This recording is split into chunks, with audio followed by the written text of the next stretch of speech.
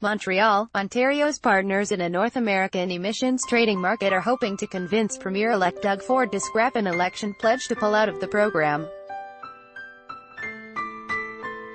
Quebec Environment Minister Isabelle Melanson said she is anxiously awaiting the swearing-in of Ontario's progressive Conservative cabinet so that she can take up the defense of the trading scheme through which companies that pollute beyond an ever-decreasing threshold can buy credits, the proceeds of which go toward emissions reduction programs.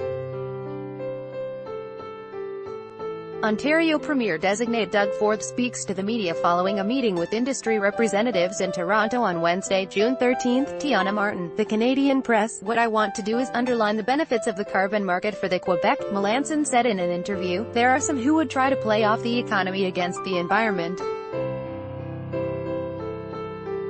I can tell you that in Quebec, it's not at all the case. We have full employment, the economy is going better than ever and our credit rating is even better than it is in Ontario. Ontario companies and organizations began fully participating in the cap-and-trade system, along with Quebec and California, in January of this year. In total, the province has raised nearly $2.9 billion from the sale of credits, according to a report from May 2018. Article continued below. Money goes toward the operation of the Green Ontario Fund to pay for climate-friendly programs, rebates for home upgrades and clean technology pilot projects. But the PC party has criticized the program because it results in higher costs to consumers for things such as natural gas and gasoline. Referring to the Green Ontario Fund, the party vowed in its recent election platform to end the cap-and-trade slush fund. Instead, Ford's election platform has promised to create an emissions reduction fund that would invest in new technologies within the province to cut greenhouse gases. A party spokesperson, Jeff Silverstein, said, in an email, that there are no plans to change course now that the campaign is over. Premier-designate Doug Ford and his transition team have spent the last number of days meeting with experts, and we look forward to following through on every single commitment we made to the people of Ontario, including scrapping the carbon tax and putting more money back into people's pockets. South of the border, a spokesperson for the California Air Resources Board offered a more guarded reaction to the election of Ford's Tories. Officials in the state were not speaking publicly about the implications of an Ontario pullout. All I can tell you is that we've had a mutually beneficial relationship with Ontario regarding climate issues and look forward to continuing that relationship with the new government, David Clegane said in an email.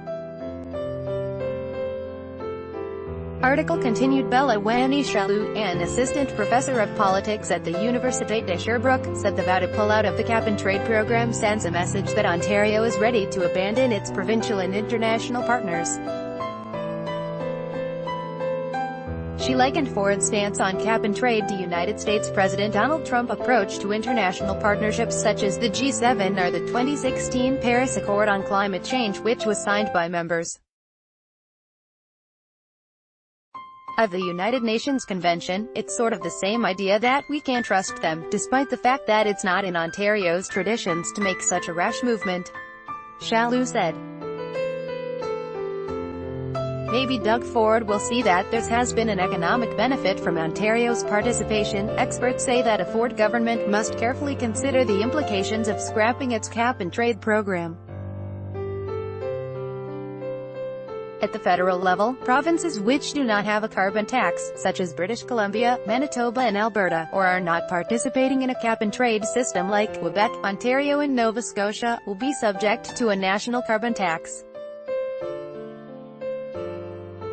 Slated to start this year and charge polluters at the rate of $10 per ton of greenhouse gas emissions beyond a certain threshold, the tax will rise to $50 a ton by 2022. Shalou said there is an expectation that the price to buy offset credits on the carbon market will be lower than $50 a ton 4 years from now.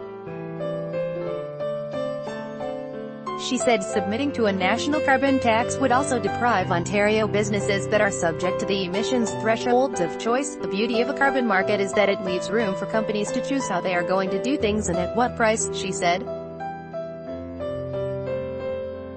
company that reduces its emissions can even go out and make money for having gone below the targets by selling credits to other companies, while an Ontario pullout would carry little in the way of concrete negative impacts for the other two partners in the carbon market. Quebec and California were in it alone before Ontario signed on. Quebec's Melanson said it would be a setback for the environment. The greenhouse gases that we reduce don't just benefit Quebec. It's good for the entire planet, she said. So the more we work to reduce emissions, the better the planet will do. That's why we want Ontario to stay with us in this fight against climate change.